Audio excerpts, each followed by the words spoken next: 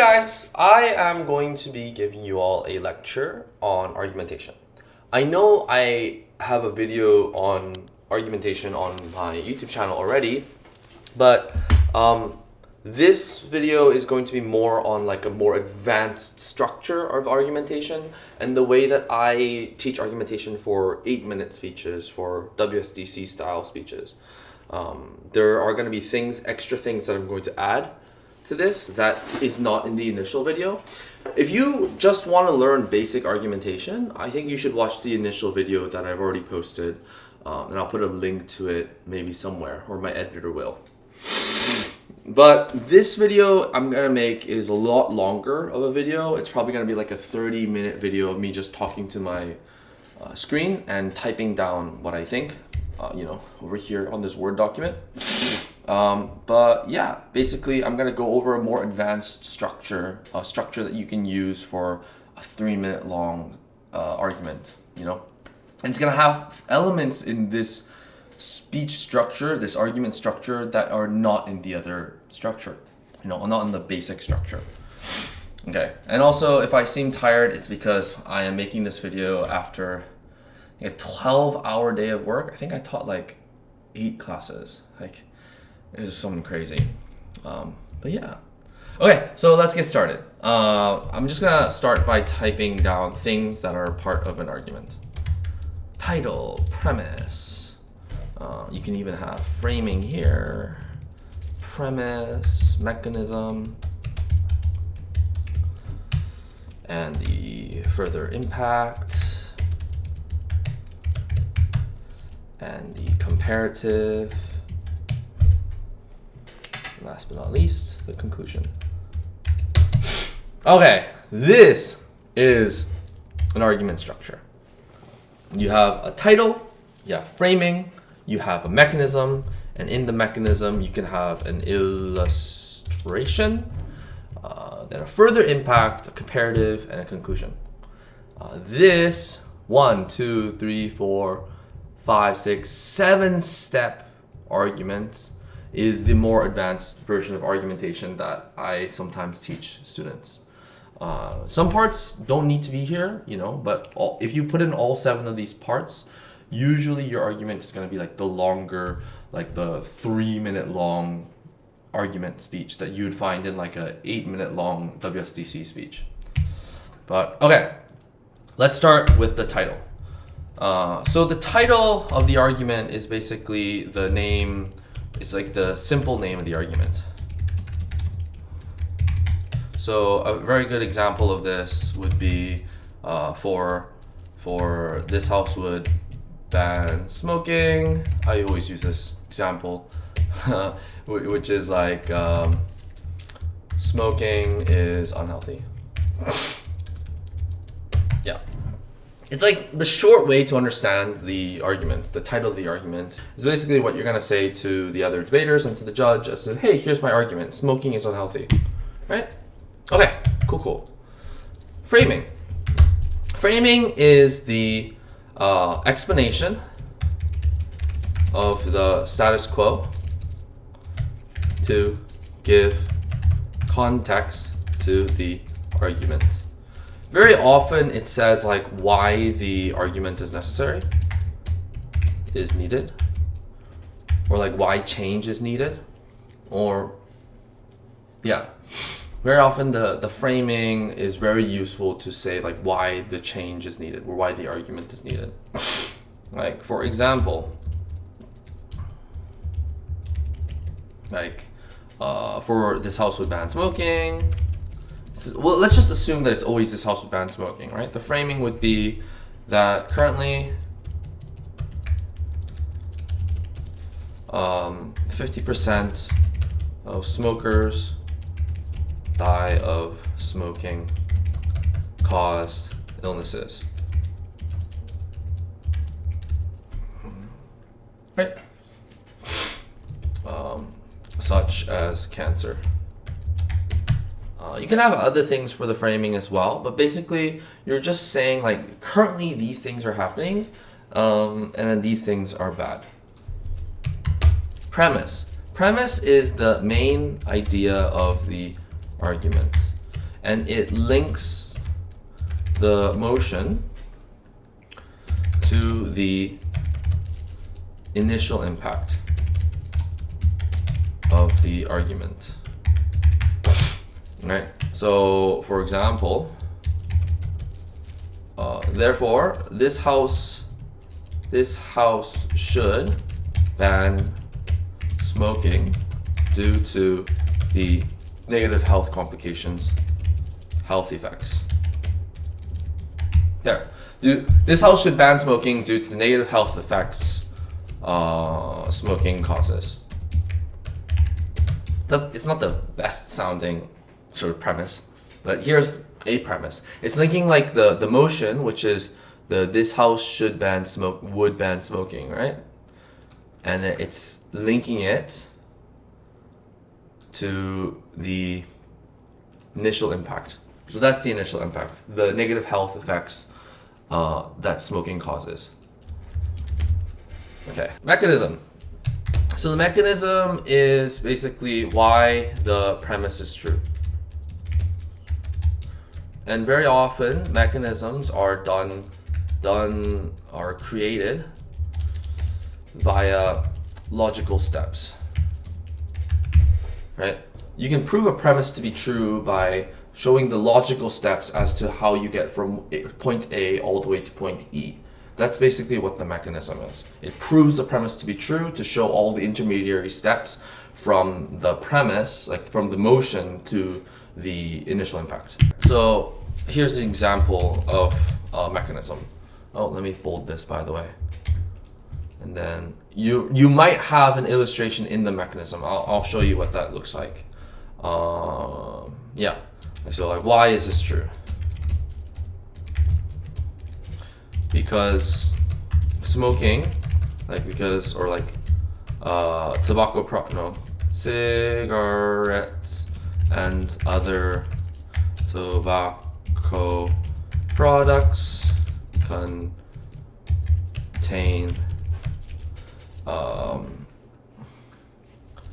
dangerous and toxic chemicals and substances such as tar. When smokers inhale these dangerous chemicals into their lungs daily, they will damage their lungs. This eventually leads to diseases such as cancer,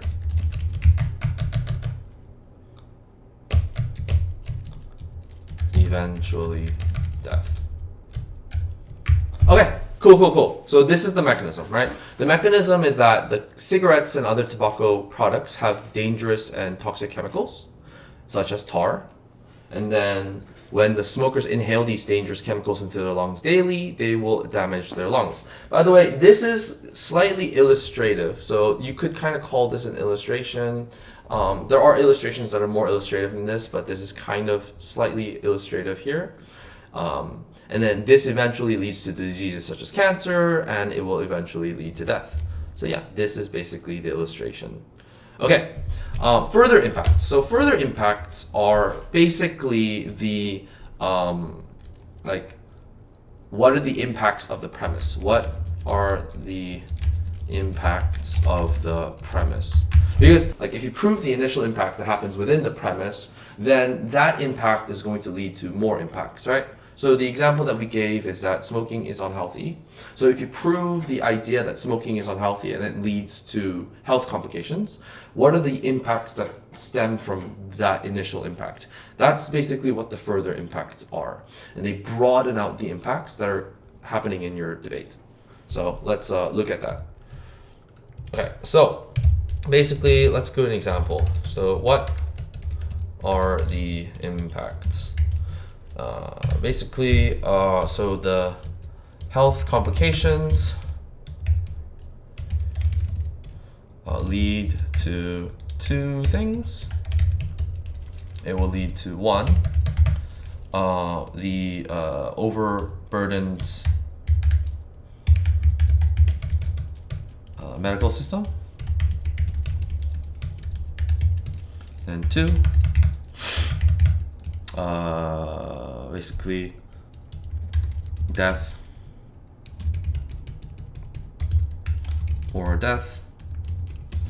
in the country. Cool. Yeah, bad health leads to death. Bad health also leads to an overburdened medical system.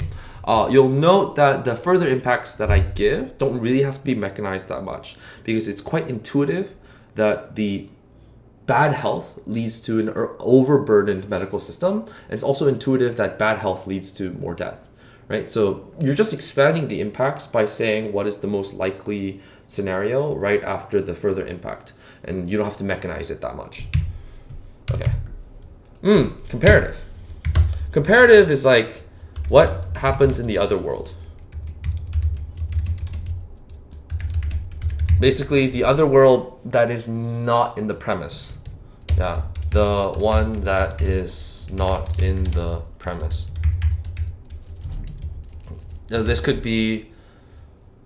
one could be basically like the status quo or the counterfactual, right?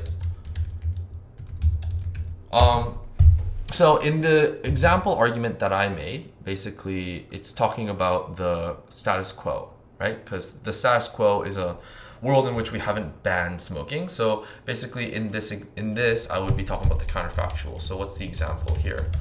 It's like, however, on the comparative,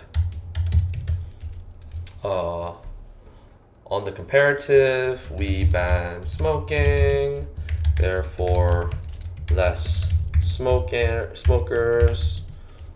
less medical complications, and no burdens on healthcare,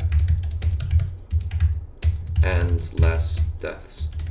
Okay, so basically what we're saying here is we're showing what the comparative is, like the comparison, the other side looks like, the counterfactual looks like compared to the status quo. And then in this you can kind of really clearly see what the difference is between the status quo and the counterfactual. Okay, and okay, last but not least, we have the conclusion.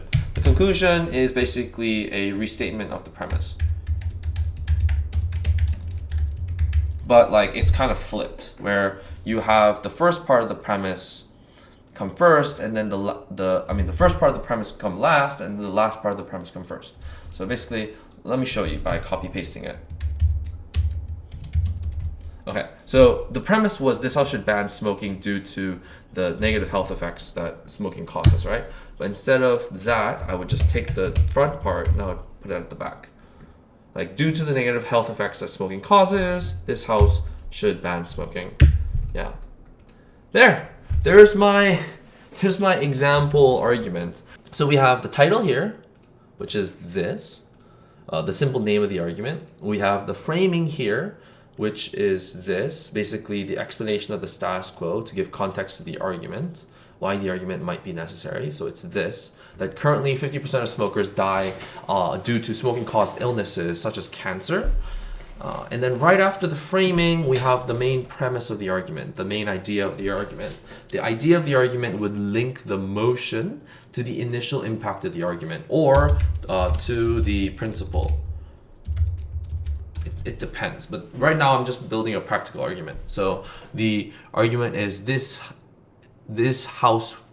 premise is this house should ban smoking due to the negative health effects that smoking causes.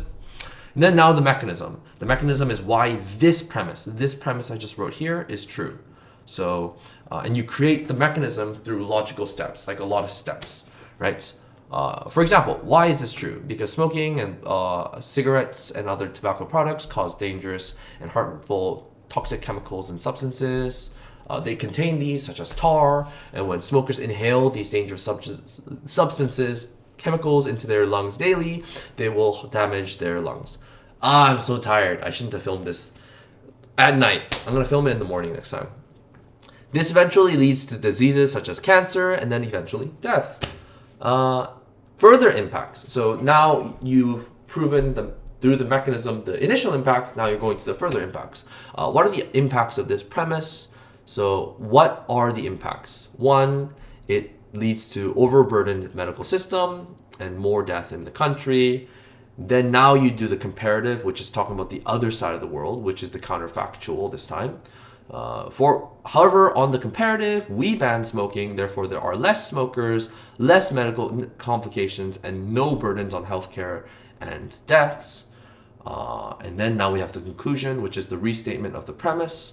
And so, due to the negative health effects that smoking causes, this house would ban smoking.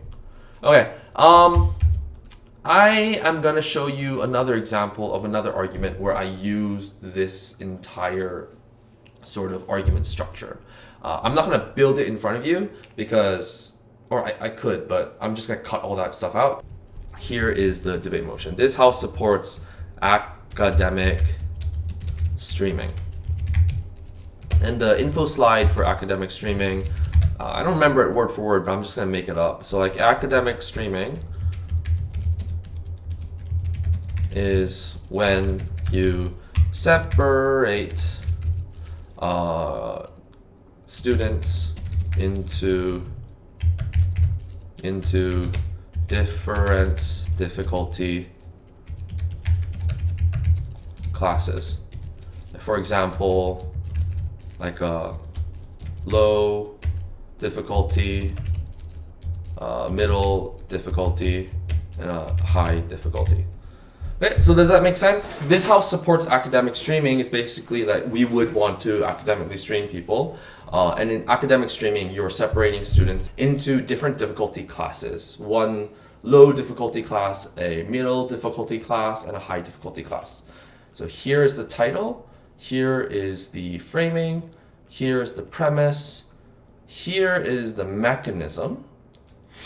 And this mechanism has multiple mechs. And this is the illustration in the mechanism. Here are the impacts. Here's the comparative. And here's the conclusion. So it's got all 7 parts of this argument. Basically, I'm going to read this argument for you and show you how it runs and how it looks. By the way, when I read arguments, I usually read them differently than they are written because like I'll be improvising a lot of the argument. Yep, but just try to follow along with me, okay? Okay, I really shouldn't do this while I'm tired, but let's see if I can actually say this argument in a good way. Okay. Speech starts in 3, 2, 1. The first argument is on benefits for academic growth. Currently, most schools are not academically streamed, and thus students have to learn with many different types of students that are not at the same level as they are. And these non-academically streamed schools fall behind students who attend specialty schools or private schools that are academically streamed. And the only way for students in these non-academically streamed schools to get catered education is through tutoring, which is very expensive. So what is the premise? We support academic streaming because it facilitates unique curriculums that promote more academic growth for students. Why is this true? Because academic streaming separates low-level students, middle-level students, and high-level students from each other. Therefore, teachers are actually able to create 3 different curriculums. A low-level curriculum, a middle-level curriculum, and a high-level curriculum. And therefore, we are able to have 3 mechanisms to increase academic growth for students. First, the material in the class is able to be catered to the specific groups. For example, if you were in a math class and you were a lower-level student, instead of having to learn fractions, you would actually be able to learn simple multiplication instead, which is something that you haven't learned yet, and therefore you're going to actually benefit from the class. But two, furthermore, kids are now able to review material with other kids of a similar level. So the smarter kids are able to review material with smarter students because they are in the same class. Same thing as the lower level students, they're able to review material with lower level students. Third mechanism, they have more incentive to actually engage in the class because they have less fear of being judged by the other students in the class. If you're a low-level student, you would have less fear of judgment if you're only surrounded by other low-level students. And so therefore, you're more likely to ask questions in class. So for these three reasons, the speed of learning will be faster for all the different students in an academically streamed school. But what are the impacts of this? There are three further impacts. Number one, there will be happier students. Why? Because just basically, students really care about academic growth. The purpose of a student is to grow educationally as much as possible, and if they grow faster, they will be happier. Two, the teachers will be happier. Why? Because the curriculums are catered, they're a lot easier to teach. And furthermore, since the students are gaining more academic growth, the teachers feel more fulfilled. And third, because the students are happier, because they're doing better, because the teachers are happier, we just have a better society as a whole. And because education affects economy, technology, politics, all of this will be better. However, on the comparative, in opposition's world, classes are with joined difficulties. They are integrated. Therefore, there's only able to be one curriculum, and all the students have to learn at the same rate, even if they've already learned the material, or even if they've actually not learned the prerequisite material. And thus, the lower level students and the higher level students are not catered to at all. And therefore, both types of students are learning at slower speeds than the academically streamed schools. And there's less academic growth. And therefore, in conclusion, since our world facilitates unique curriculums that promote more academic growth for children, we support academic streaming. Ta-da! That's the argument. Okay, let me go through the structure of it. So it's the structure that I taught you guys earlier, the one that I went over. So this is the title, right? This is the title. This is the framing, it already says here. This is the premise, right? And when I said the premise, I said this question, like, what is the premise? I just asked that question because it allows the judge to know, like, that I'm saying the premise. Why is this true? This is the question I ask before I say the mechanism. Yeah, the mechanism, I always ask, like, why is this true? That means mechanism, basically. And then I'm proving why this premise is true through the mechanism, right? Here's the mechanism. There's three mechanisms in the mechanism. So there's three layers of analysis here. Yeah, 3 layers of analysis. Yeah, right here. The one layer, illustration, another layer, and another layer. Something you'll notice is that in each of these layers, I expand on each layer and make sure that each layer has like more mechanization in it, more like reasoning in it, more logic. And then here are the further impacts. Yeah. What are the impacts? 3 impacts. Impact number 1, impact number 2, and impact number 3. Right? And then in a way, this impact just kind of stems off of these two, because when students and teachers are happier because there's more educational attainment, like the society is better. Here's the comparative. Here, opposition's world sucks, blah, blah, blah. Opposition's world only has one curriculum. It's the other thing. It doesn't have any good stuff. And then last but not least, here's the conclusion, which is, again, just the premise. It's just restating the premise. So it's the exact same thing as this, but it's kind of flipped. So like at the end, it says we support academic streaming because of this thing. But yeah, this is what a sort of more difficult version of an argument looks like, right? And so if we were to look at it simply, it's title, framing, premise, mechanism, further impact, comparative, and conclusion. All right, I don't know how helpful that video is today, but yeah, that's basically the more advanced version of the argument that I kind of teach to my students. By the way, there is no one structure for an argument. This is the structure that I like, right? But feel free to experiment and change the structure for yourself. The one thing that you should always have, though, is you should always have mechanisms. You should always have a premise, and you should always have an impact. The other things, you can move them around, or you don't need a comparative if you don't want it, or you can put the illustration or the framing in other parts, or like you can move and change the structure to what you like, right? But there are elements that you need, and I just wanted to show you my version of what an argument kind of looks like. And yeah, even though I was sleepy, I hope this was very useful for all of you. Let me know if you have any questions, or if you like this form of video where I'm just literally just talking to a webcam and typing on my computer and yelling in my office at night. Yeah, there's no one else here. But thanks for watching the video, and I'll see you next time. Bye.